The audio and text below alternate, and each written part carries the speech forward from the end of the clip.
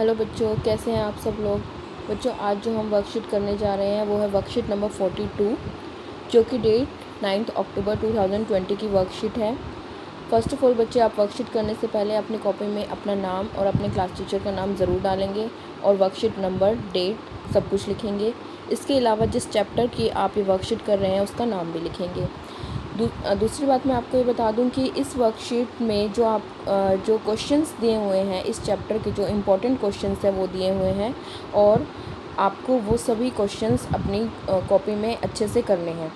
और एक और बात, जैसे कि मैं आपको वर्कशीट के बेसिस पे मार्क्स देती हूँ और हर वर्कशीट 5 नंबर की देती हूँ, लेकिन ये जैसे कि आपके इम्पोर्टेंट क्वेश्चंस हैं और ये वर्कशीट जो है दूसरी वर्कशीट से थोड़ी सी बड़ी है, तो इसको मैं ये वर्कशीट आपकी 10 मार्क्स की होगी। ठीक है, मैंने आपको पहले भी बताया हुआ है कि ये एक तरह से आपकी रिवीजन वर्कशीट है, तो ये आपकी 10 मार्क्स की वर्कशीट होगी। ओके, तो जैसा कि आप देख पा रहे हैं कि इस वर्कशीट में आपके क्वेश्चंस दिए हुए हैं, तो हम क्वेश्चंस को स्टार्ट करते हैं। चलिए, लेट्स स्टार्ट नाउ। तो सबसे पहले हम देखते हैं, आपको ए पार्ट दिया हुआ है जिसमें आपके वस्तुनिष्ठ प्रश्न यानी कि MCQs दिए हुए हैं और शॉर्ट आंसर टाइप क्वेश्चंस दिए हुए हैं जिनका 1 वर्ड आंसर होगा या फिर शॉर्ट आंसर होंगे। ठीक है, तो फर्स्ट क्वेश्चन से स्टार्ट करते हैं हम। फर्स्ट क्वेश्चन है आपका, किसी कार्बन यौगिक की समजातीय श्रेणी के 2 उत्तरोत्तर सदस्यों के आणविक सूत्र में जो अंतर आता है वो क्या होता है। जो हमारे सूत्र होते हैं उनमें जो अंतर आता है, सूत्र कौन कौन से होते हैं आपके, CnH2n+2, CnH2n और आपका आता है CnH2n-2। तो इन सब में जो आप अंतर देखोगे वो कितना अंतर आता है, आपका CH2 का आता है अंतर। ठीक है, तो आपका इसका फर्स्ट पार्ट जो है राइट आंसर है। ओके, इसके बाद आप सेकंड क्वेश्चन देखिए। सेकंड क्वेश्चन में है, एथेन C2H6 के एक अणु में कितने सहसंयोजी आबंध हैं। हमें ये बताना है कितने उसमें सहसंयोजी आबंध है। अगर मैं इसको ओपनली बनाऊँ, अच्छे से इसको ओपन करके, तो आप देखेंगे यहाँ पे कितने आबंध सहसंयोजी यानी कि जो शेयरिंग से बन रहे हैं सिर्फ। ठीक है, तो यहाँ पे हमारे 6 हाइड्रोजन हैं और 2 कार्बन हैं। तो अगर मैं इनको काउंट करूँगी तो आपके यहाँ पे कितने सहसंयोजी आबंध आएंगे, देखते हैं। 1 2 3 4 5 6 7। सिर्फ हमें ये बताना है कि शेयरिंग से जो बनेंगे वो हमारे आबंध कितने हैं, तो यहाँ पे हमारे कितने हैं, वो 7 हैं। ओके, नेक्स्ट क्वेश्चन देखिए, थर्ड क्वेश्चन। कार्बन यौगिकों के क्रम में दूसरा सदस्य जिनका सामान्य सूत्र CnH2n का सूत्र है, उसका दूसरा सदस्य कौन सा होगा। यानी कि जो जनरल फॉर्मूला है उसमें सेकंड नंबर पे जो आएगा, इस वाले फॉर्मूले में सेकंड नंबर पे, यानी कि n की वैल्यू यहाँ पे आपकी क्या है, 2, तो वो क्या होगा, तो यहाँ पे हम n को अगर 2 रखें, H2 × 2 तो कितना हो जाएगा, C2H4। ठीक है, ये क्या है आपका, एथीन है आपका। ओके, तो इसका कौन सा हो गया आपका, C2H4, सी पार्ट इसका आंसर हो गया। इसके बाद आप देखिए आपका क्वेश्चन नंबर 4। डैश और डैश कार्बन के 2 अपरूप हैं। कार्बन के 2 अपरूप के नाम कौन कौन से हैं, एक तो है आपका डायमंड, हीरा लिख सकते हैं आप एक, और एक ब्लैंक में आप हीरा लिखेंगे, दूसरे में आप लिखेंगे ग्रेफाइट। ठीक है, इसके बाद आप क्वेश्चन नंबर 5 देखिए। डैश और डैश जैविक यौगिकों के आवश्यक घटक हैं, हाइड्रोजन और कार्बन। क्योंकि हमारी जो श्रृंखलाएं बनती हैं ज़्यादातर वो हाइड्रोकार्बन की श्रृंखला होती हैं, जिसमें आपके हाइड्रो मीन्स हाइड्रोजन और कार्बन होते हैं। तो यहाँ पे आपका 5th के फर्स्ट पार्ट में आप लिखेंगे कार्बन और के बाद यहाँ पे क्या लिखेंगे, हाइड्रोजन, क्योंकि उन्हीं की श्रृंखलाएं बनती हैं जिससे हमारे बहुत सारे तत्व बनते हैं, यौगिक बनते हैं। ठीक है, अब इसके बाद है हमारा नेक्स्ट क्वेश्चन। कौन सा तत्व श्रृंखलन को सबसे अधिक दर्शाता है और क्यों। ये तो आपको सबको पता है, जिस तत्व के बारे में हमने इस चैप्टर को अच्छे से पढ़ा है, तो वो कौन सा तत्व है आपका, वो कार्बन है। क्यों दिखाता है वो, उसके अंदर ऐसी कौन सी प्रॉपर्टीज़ होती हैं जिसकी वजह से वो श्रृंखलन का सबसे अच्छे से दर्शाता है। तो इसको देखते हैं हम, वो किस तरह से दर्शाता है श्रृंखलन को। कार्बन श्रृंखलन को सबसे अधिक दर्शाता है क्योंकि इसका आकार जो होता है वो छोटा होता है और इसके सबसे भारी कक्ष में 4 इलेक्ट्रॉन होते हैं, इसलिए कार्बन जो है श्रृंखलन को सबसे अधिक दर्शाता है। तो आपका ये वाला क्वेश्चन हो गया। इसके बाद हम देखते हैं क्वेश्चन नंबर 7। हीरे को संश्लेषित करने के लिए शुद्ध कार्बन को निम्नलिखित परिस्थितियों में उपचारित किया जा सकता है। तो इसमें से हम कौन सी कंडीशन में हीरे को संश्लेषित कर सकते हैं? तो आपका सी इसका आंसर आएगा, अति उच्च ताप तथा दाब पर। ओके, इसके बाद क्वेश्चन नंबर 8 देखिए। ब्यूटेन कार्बन व हाइड्रोजन का एक डैश, ब्यूटेन है बेटा, कार्बन का व हाइड्रोजन का एक डैश यौगिक है जिसमें कार्बन के अणुओं की संख्या है। तो ये किस तरह का है? संतृप्त है। किस तरह का होता है? क्योंकि इसमें ब्यूटेन, एन वाले मैंने आपको बताए थे वो कौन से होते हैं? आपके संतृप्त होते हैं, ठीक है। और ईन और आइन वाले क्या होते हैं? आपके असंतृप्त होते हैं, ठीक है। तो ब्यूटेन आपका एन वाला है, इसलिए वो किस तरह का यौगिक है? वो आपका संतृप्त यौगिक है जिसमें कार्बन के अणुओं की संख्या है। ब्यूट मीन्स, ब्यूट का मतलब क्या होता है? 4, ठीक है।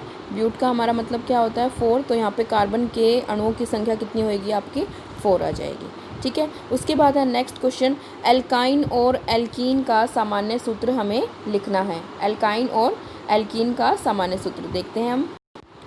एल्काइन मैंने आपको अभी बताया है, जो आपका ईन और आइन ग्रुप होते हैं बेटा, ये आपके असंतृप्त हाइड्रोकार्बन होते हैं, ईन और आइन। और फर्स्ट क्वेश्चन जब मैंने आपको कराया था तो मैंने बताया था आपको तीनों के बारे में, एन, ईन और आइन। एन का जो सूत्र जो होता है वो क्या होता है? CnH2n प्लस 2 होता है। ईन का जो होता है वो क्या होता है? CnH2n only. और आइन का क्या होता है? CnH2n-2। तो यहाँ पे आपको कौन सा पूछा गया है? एल्काइन और एल्कीन का पूछा गया है। तो एल्काइन तो आपका ये वाला होगा, CnH2n-2। और एल्कीन आपका कौन सा होगा? CnH2n, ठीक है। उसके बाद आपको बनानी है बेंजीन की संरचना, क्वेश्चन नंबर 10 में। चलिए उसको देखते हैं किस तरह की संरचना होती है बेंजीन की। देखिए, ये आपकी बेंजीन की संरचना है जो इस तरह की होती है। और इसका सूत्र क्या होता है बेटा? C6H6। यहाँ पे आप देख पा रहे हैं, यहाँ पे कार्बन के 6 एटम है और हाइड्रोजन के भी 6 हैं। तो ये आपकी किस चीज़ की संरचना है? ये आपकी बेंजीन की संरचना, जो कि आपका क्वेश्चन 10 था। ओके, उसके बाद आ जाइए आपके पार्ट बी पर, जिसमें हमारे स्टार्ट हो जाते हैं लघु उत्तरीय प्रश्न, जो हम करना स्टार्ट करेंगे। पार्ट बी का क्वेश्चन नंबर फर्स्ट है, हाइड्रोकार्बन क्या हैं और इसके उदाहरण देने हैं हमको। तो ये सिंपल सा क्वेश्चन है।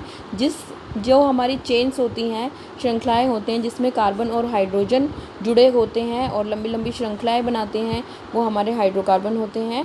और उनके उदाहरण, आप कोई भी कार्बन और हाइड्रोजन की श्रृंखला लिख सकते हैं, ठीक है। तो देखते हैं हम इसका आंसर किस तरह से लिखेंगे। हाइड्रोजन और कार्बन के यौगिकों को हाइड्रोकार्बन कहते हैं, जैसे कार्बोहाइड्रेट, प्रोटीन, वसा, अल्कोहल, एल्डिहाइड, एल्केन, एल्कीन आदि। तो ये आपके एग्जाम्पल हो गए और ये इसकी डेफिनेशन हो गई। हाइड्रोजन और कार्बन के यौगिकों को हम हाइड्रोकार्बन कहते हैं। चलिए नेक्स्ट क्वेश्चन देखते हैं, क्वेश्चन नंबर 2। क्वेश्चन नंबर 2 है आपका, कार्बन उत्कृष्ट गैस विन्यास कैसे प्राप्त करता है? किस तरह से कार्बन उत्कृष्ट गैस विन्यास प्राप्त करता है? और जैसे कि आपको पता है कि कार्बन में ना तो वो इलेक्ट्रॉन को गेन करता है, यानी कि वो प्राप्त करता है, ना ही उनको लूज़ करता है।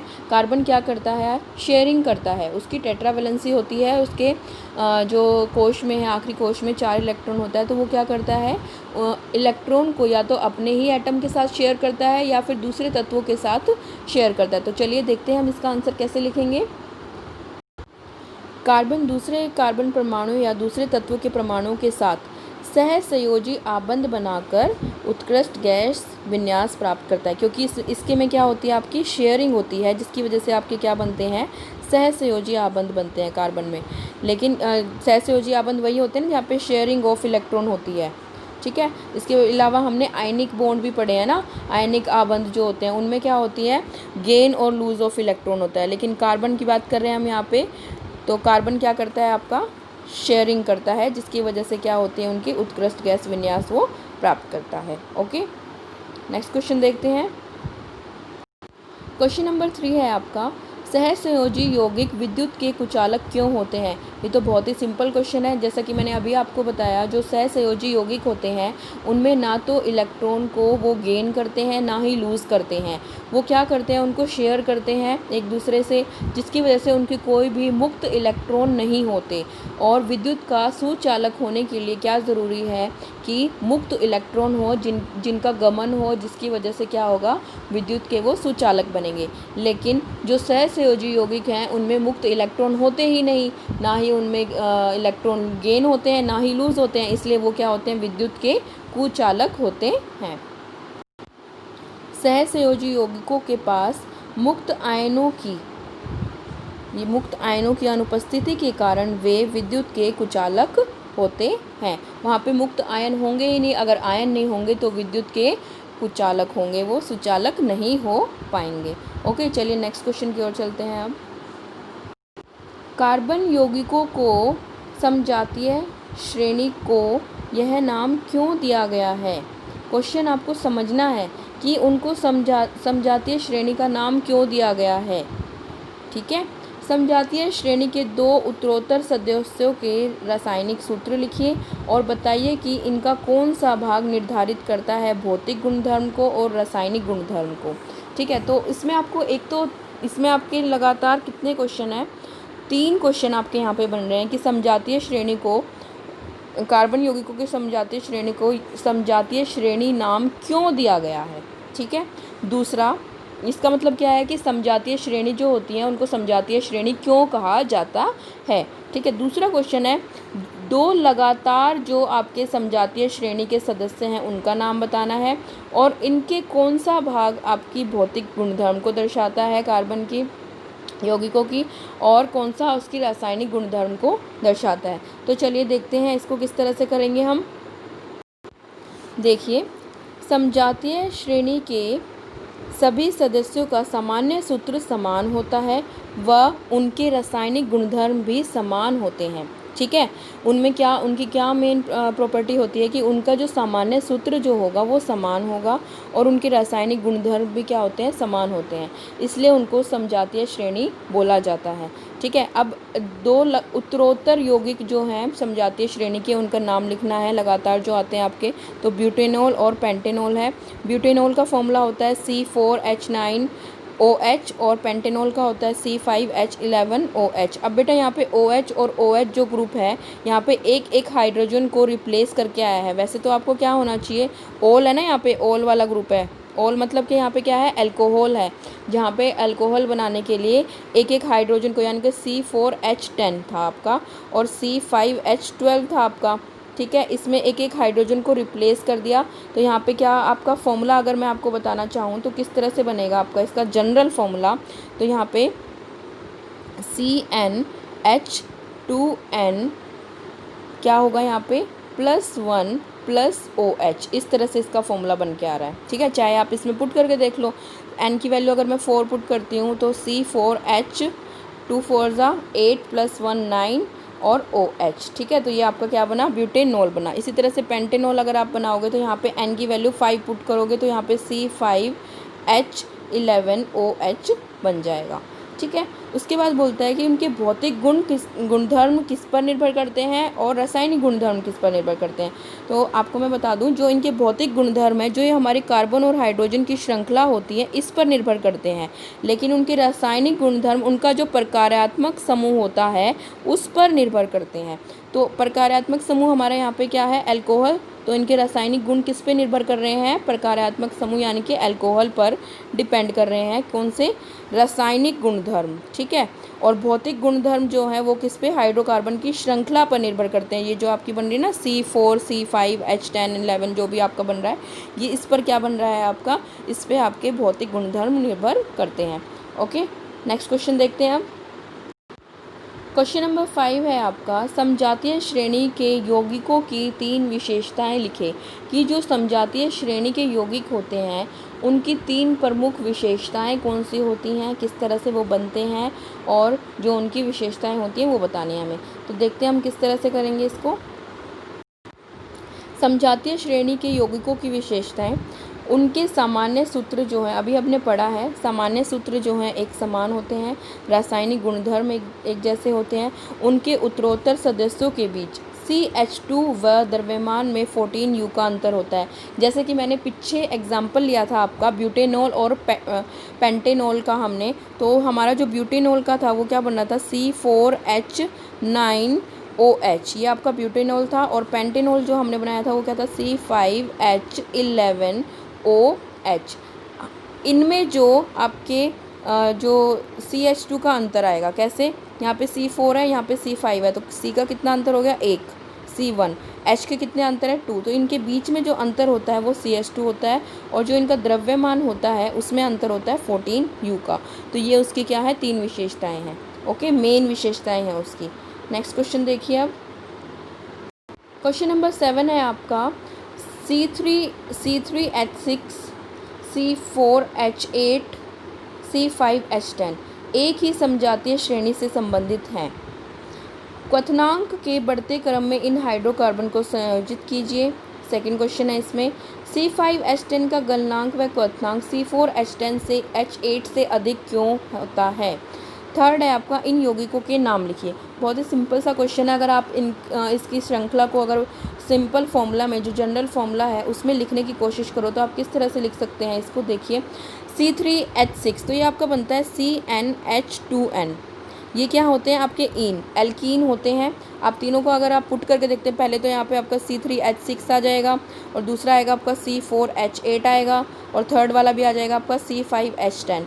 तो ये सभी कौन से ग्रुप से रिलेट कर रहे हैं, आपके एल्कीन ग्रुप से रिलेट कर रहे हैं, ठीक है।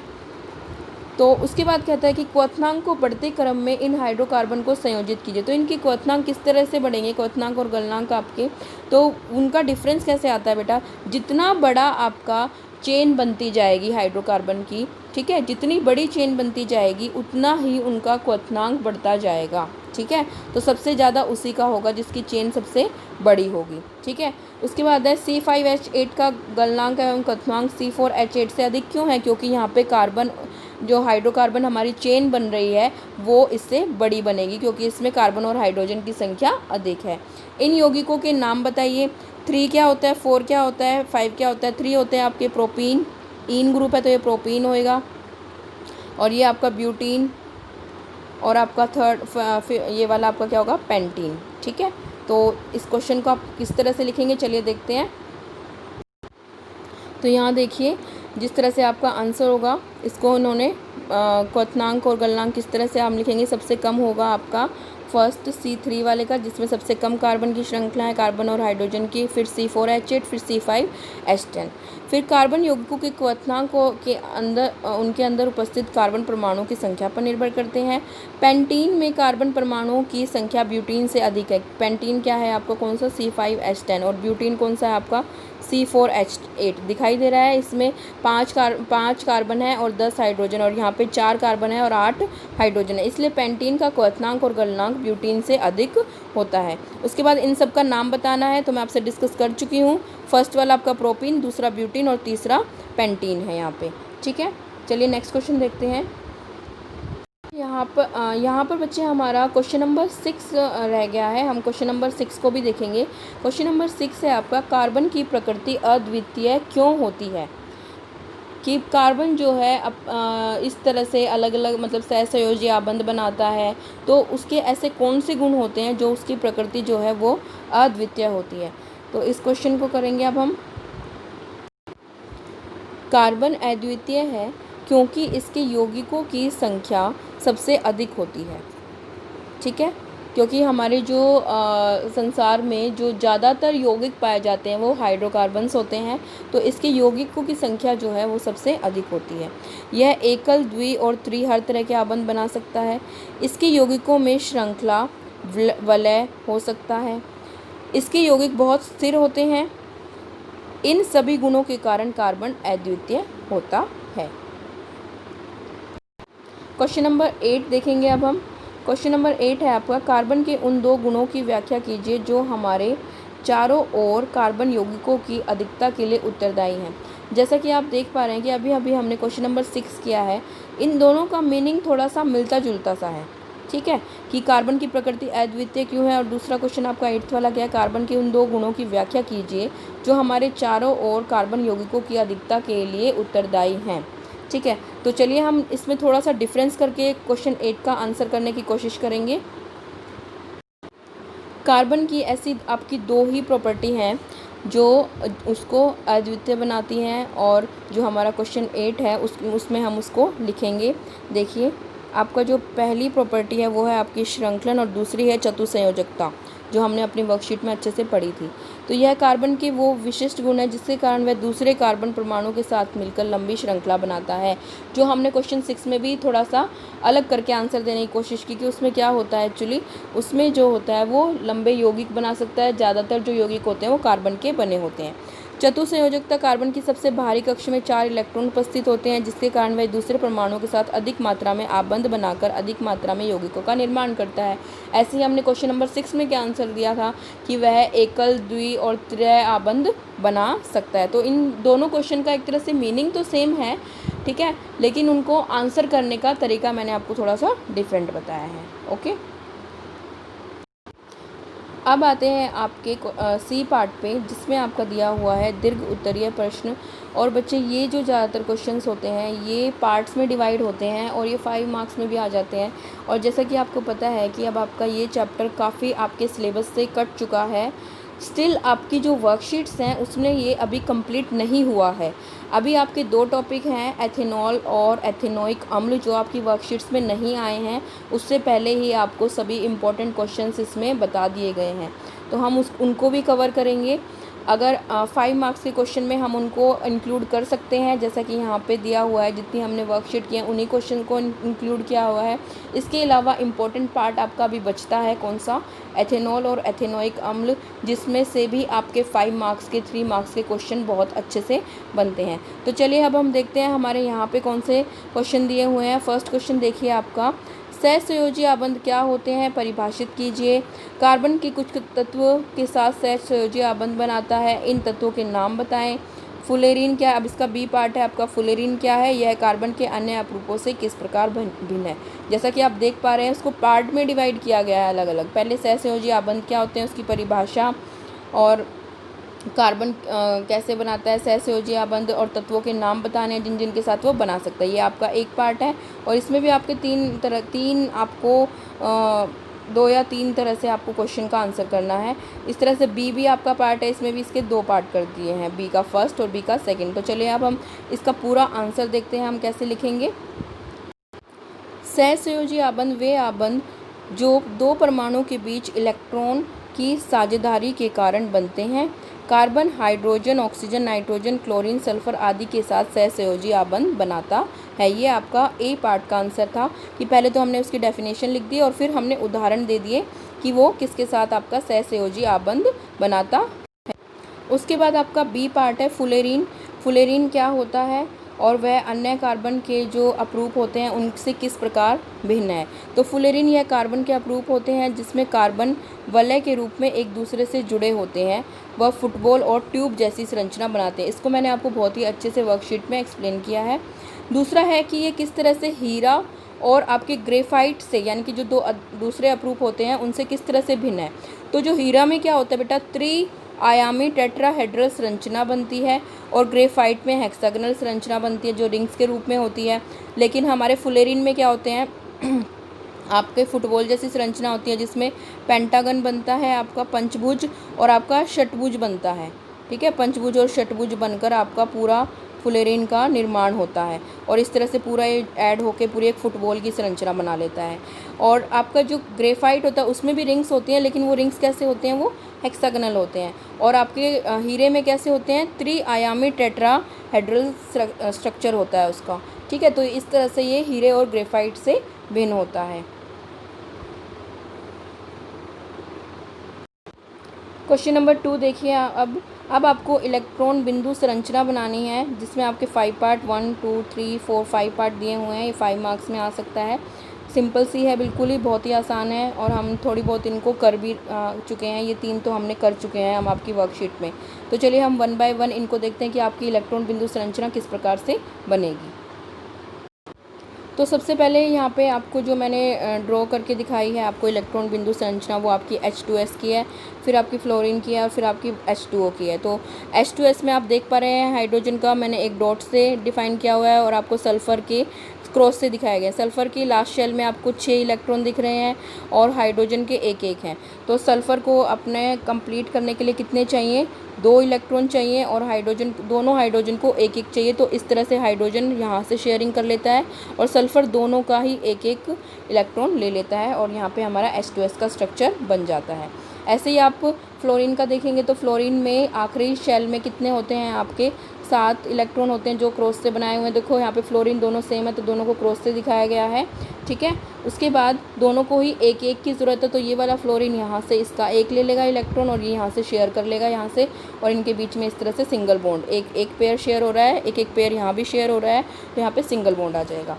वाटर का हम पहले कर चुके हैं, ऑक्सीजन के 6 होते हैं, हाइड्रोजन का एक एक होता है, इनको भी एक एक इलेक्ट्रॉन और ऑक्सीजन को 2 चाहिए और हाइड्रोजन को, दोनों हाइड्रोजन को एक एक चाहिए। इनके बीच में भी आपका सिंगल सिंगल बॉन्ड आता है, यहाँ से हाइड्रोजन शेयर कर लेगा यहाँ ऑक्सीजन के एक एक इलेक्ट्रॉन को और ऑक्सीजन दोनों हाइड्रोजन से एक एक शेयर कर लेगा और दोनों के बीच में सिंगल सिंगल बॉन्ड आ जाएगा, ठीक है। अब हम अपना कार्बन डाइऑक्साइड का स्ट्रक्चर देखते हैं, इसमें किस तरह से बनता है। कार्बन का जैसे कि आपको पता है 4 इलेक्ट्रॉन है जो कि हमने यहाँ पे क्रॉस से आपको दिखाए हैं, ठीक है, 1 2 1 2 3 4। इसके बाद ऑक्सीजन के 6 होते हैं जो कि हमने डॉट से रिप्रेजेंट किए हैं। दोनों ऑक्सीजन को 2 इलेक्ट्रॉन चाहिए अपने ऑक्टेट को कंप्लीट करने के लिए और आपकी कार्बन को टोटल 4 इलेक्ट्रॉन चाहिए। तो ऑक्सीजन 2 इलेक्ट्रॉन इस वाले कार्बन से ले लेगा, ये वाला ऑक्सीजन, और ये वाला ऑक्सीजन यहाँ से कार्बन से ले लेगा, ठीक है। कार्बन, ये ऑक्सीजन के तो पूरे हो गए, इस वाले के 8 कंप्लीट, इस वाले के 8 कंप्लीट। अब कार्बन को भी अपने 8 कंप्लीट करने हैं, ऑलरेडी इसके पास 4 तो हैं, इसको 4 और चाहिए। तो इस वाले ऑक्सीजन से 2 यहाँ से लिए और इस वाले ऑक्सीजन से 2 यहाँ से लिए। जैसा कि आप देख पा रहे हैं यहाँ पे 2 पेयर ऑफ इलेक्ट्रॉन की शेयरिंग हो रही है, इसलिए यहाँ पे आपका कैसा बॉन्ड आ रहा है, डबल बॉन्ड आ रहा है, ठीक है। नेक्स्ट हमारा कौन सा है, आपका मीथेन का स्ट्रक्चर है, वो देखिए हम किस तरह से बनाएंगे। मीथेन का जो स्ट्रक्चर होता है वो आपका सबसे सिंपल और हम पहले ही बना चुके हैं और सबसे पॉपुलर भी है, जिसमें सिंगल बॉन्डिंग होती है। किस तरह से होती है, तो इसमें भी आपका सेम है, कार्बन के आपके 4 जो हैं इलेक्ट्रॉन को क्रॉस से रिप्रेजेंट किया गया है और हाइड्रोजन को डॉट से रिप्रेजेंट किया गया है, ठीक है। तो हर एक हाइड्रोजन कार्बन की इस तरह से शेयरिंग करके अपने 2 इलेक्ट्रॉन को कंप्लीट कर लेगा और कार्बन चारों से एक एक लेकर अपने 8 इलेक्ट्रॉन कंप्लीट कर लेगा। यहाँ पे एक एक पेयर की शेयरिंग हो रही है तो इसलिए यहाँ पे बॉन्ड जो आएगा आपका सिंगल बॉन्ड आएगा हर एक के बीच में, और इस तरह से आपकी मीथेन का स्ट्रक्चर बनता है। तो बच्चों ये था आपका मीथेन का structure. So students, that's all for today's worksheet. I hope आपको आज की वर्कशीट अच्छे से समझ में आई होगी। लेकिन बेटा सिर्फ इतना ही आपका ये चैप्टर ख़त्म नहीं होता है, इसमें आपका इथेनॉल और एथेनोइक अम्ल भी रहता है, वो मैं आपको सप्लीमेंट के बेस पर या तो वीडियो शेयर करूँगी या आपकी उसकी ऑनलाइन क्लास लूँगी, ठीक है। तो आप ये मत समझिए कि आपका चैप्टर 4 सिर्फ इतना ही आएगा, इसमें आपका इथेनॉल और एथेनोइक अम्ल जो है वो भी हमें अभी करना है। Okay students, so complete this worksheet on time and get 10 full marks. अगर आपने नहीं कंप्लीट किया तो आपको 10 मार्क्स नहीं मिलेंगे और कट जाएंगे आपके marks. Okay, so thank you students.